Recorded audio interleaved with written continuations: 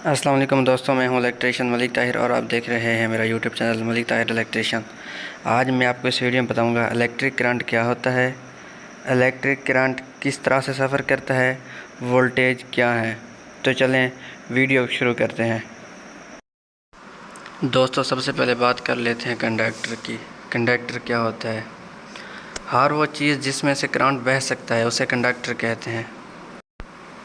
Conductor में लोहा, तांबा, सिल्वर, कॉपर जिसमें करंट ट्रैवल करे उसे कंडक्टर कहते हैं।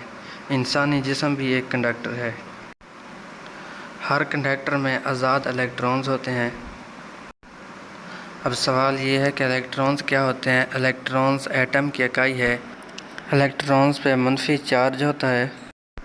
इलेक्ट्रॉन्स के बारे एक तफसीली वीडियो भी बना दूंगा मैं। ये हर कंडक्टर में आज़ादाना घूमते रहते हैं। इनको ट्रैवल कराने के लिए वोल्टेज की फ़ोर्स लगाई जाती है और इसको एक जगह से दूसरी जगह मुंतकिल किया जाता है। जब ये एक से दूसरी जगह ट्रैवल करते हैं तो इनसे करंट पैदा होता है।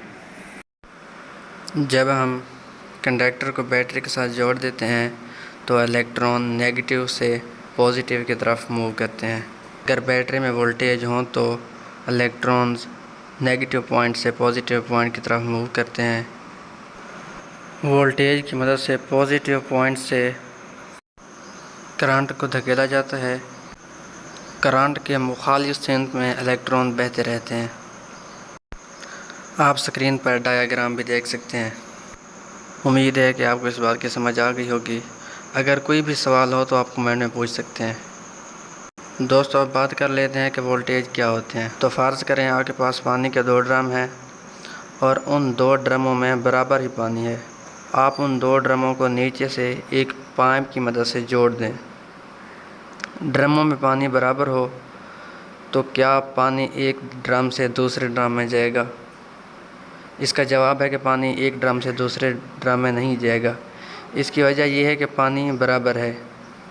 जब तक दोनों ड्रमों में बराबर पानी हो तब पानी एक ड्रम से दूसरे ड्रम में नहीं जाएगा।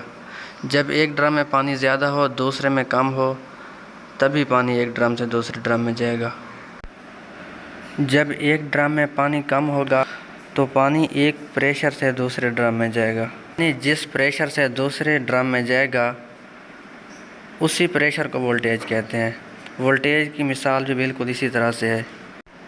इलेक्ट्रॉन्स की मिसाल भी बिल्कुल इसी तरह से है। इलेक्ट्रॉन नेगेटिव से पॉजिटिव की तरफ जाते हैं। नेगेटिव में इलेक्ट्रॉन ज़्यादा होते हैं और पॉजिटिव में इलेक्ट्रॉन्स कम होते हैं। इसलिए नेगेटिव से पॉजिटिव की तरफ इलेक्ट्रॉन्स बहते हैं।